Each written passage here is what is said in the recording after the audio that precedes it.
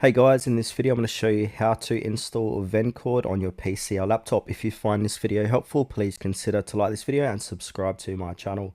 In saying that, let's just jump straight into the video. Okay, so what we need to do is head on over to vencord.dev. I'm using Google Chrome.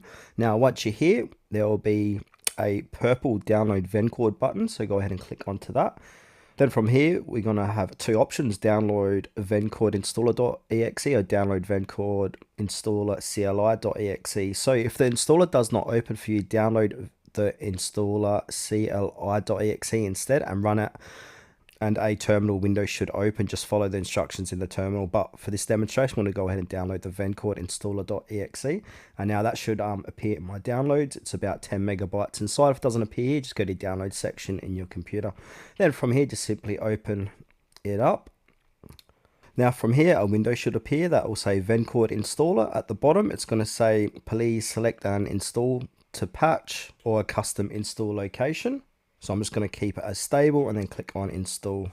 And then after that should say successfully patch. If Discord is still open, fully close it first, then start it and verify Vencord installer successfully by looking for its category in Discord settings. Alright, so what I'm going to do is open up Discord. Alright, I've got Discord open. Now I'm going to go click onto user settings. From here, on the left hand side, we've got different tabs. You can see Vencord has been installed inside Discord. Right here. Now if I click on Vencord, you can see the Vencord settings we can change around, have a play with.